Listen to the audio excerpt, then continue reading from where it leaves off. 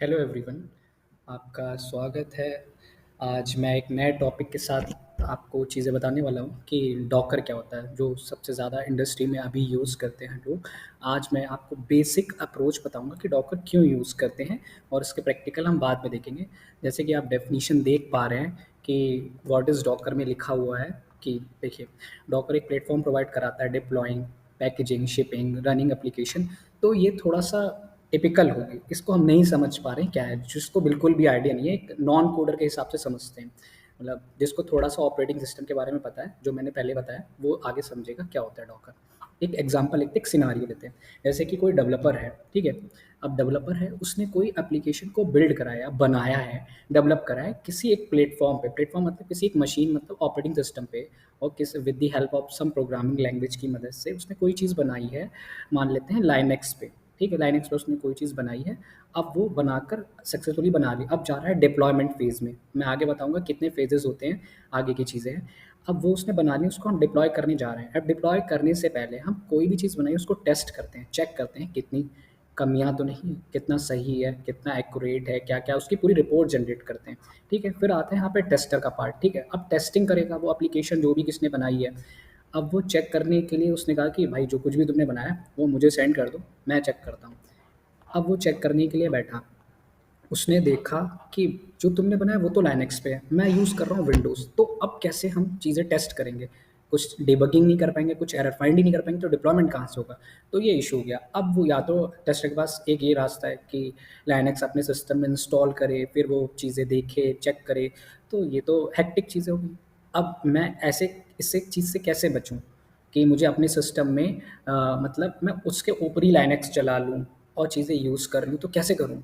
अब ये प्रॉब्लम का सॉल्यूशन डॉकर लेके आता है। डॉकर का ये यूज़ केस आप समझ सकते हैं, यहाँ पे डॉकर कैसे रोल प्ले कर रहा है अपना।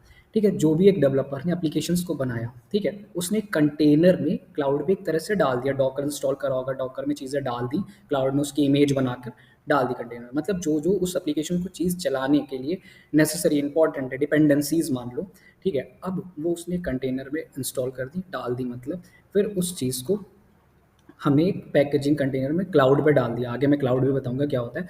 फिर अब टेस्टर क्या करता है कि डेवलपर उस क्लाउड, उस इमेज को मतलब टेस्टर को दे देता होगा। अब टेस्टर उस चीज़ को क्लाउड से अपने सिस्टम में लेके रन कर रहा है। लेकिन एक सवाल कि मैं तो अभी भी विंडोज़ पे हूँ, लाइनक्स तो अभी भी मेरे पास नहीं है, तो मैं चीज़ों को कैसे टेस्ट करूँगा यहाँ पे?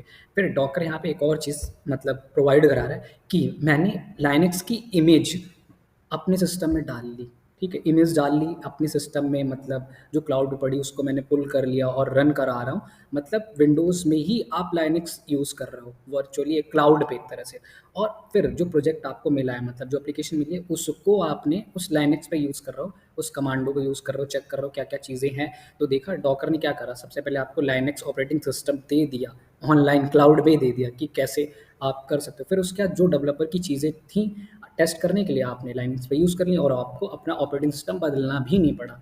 तो ये डॉकर का एक यूज़ केस है, ऐसे बहुत सारी चीज़ें डॉकर प्रोवाइड कराता है। तो आई होप आपको ये समझ में आ गया होगा कि डॉकर यहाँ पे कैसे काम कर रहा है। अगर आप अब डेफिनिशन देखोगे तो थोड़ा-थोड़ा समझ पाएँगे और आगे मैं प्रैक्टिकली भी बताऊँगा। देखिए यहाँ पे लिखा है डिप्लॉइंग करने के लिए यूज़ करते हैं, पैकेजिंग करा, शिपिंग करा, रनिंग एप्लीकेशन करा, और हर एप्लीकेशन, हाँ, एक और चीज़ है यहाँ पे, हर एप्लीकेशन को हम किसी कंटेनर में डालते हैं। वो कंटेनर किसी दूसरे कंटेनर से डिपेंडेंट नहीं होता, मतलब आइसोलेट होता है, मतलब अलग-अलग होता है कि कोई दूसरी एप्लीकेशन की डिपेंडेंसीज़ दूसरे कंटेनर में ना हो, कहीं उसकी वजह से कुछ मतलब दिक्कत ना हो जाए किसी को। तो ये चीज़ें नहीं होती यहाँ पे। हर कोई एप्लीकेशन का कंटेनर एक दूसरे एप्लीकेशन कंटेनर से बिल्कुल अलग होता है, इंडिपेंडेंट होता है। आई होप आपको समझ में आया हो। Thank you so much.